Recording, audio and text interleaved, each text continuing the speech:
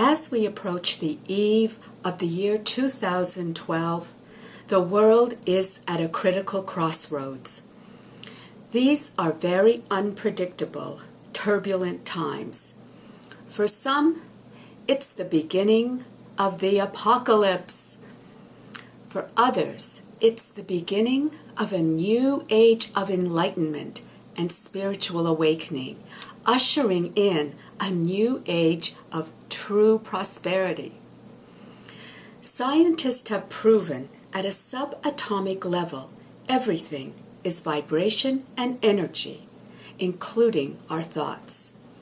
Everything is interconnected, and in our dynamic universe, we appear as a tiny speck of dust drifting aimlessly in a galaxy of stars struggling to exist on a very fragile lifeboat called planet Earth. At this moment in time, the human condition is in jeopardy.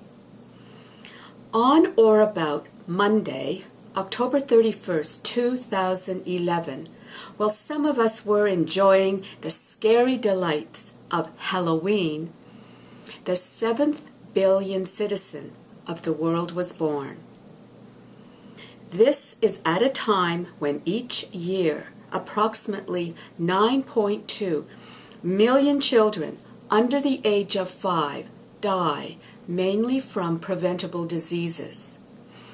A time when over 80% of humanity lives on less than $10 a day, over 2 billion on less than $2 a day, over 1 billion on less than $1 a day.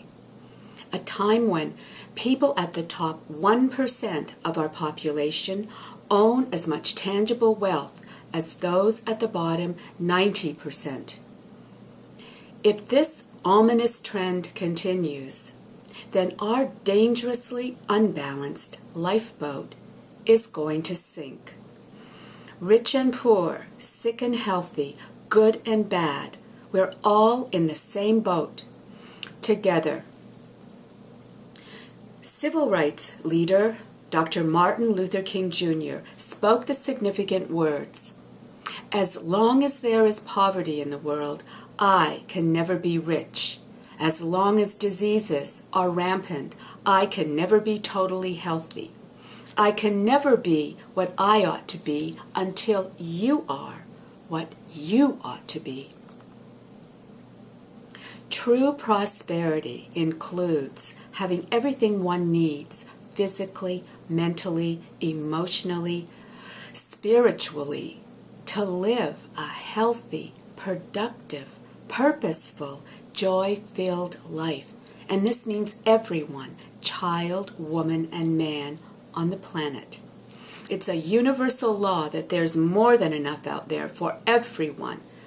We just have to get used to the idea of sharing. Or as Mahatma Gandhi so nicely put it, there's enough in the world for everyone's need. There is not enough for everyone's greed.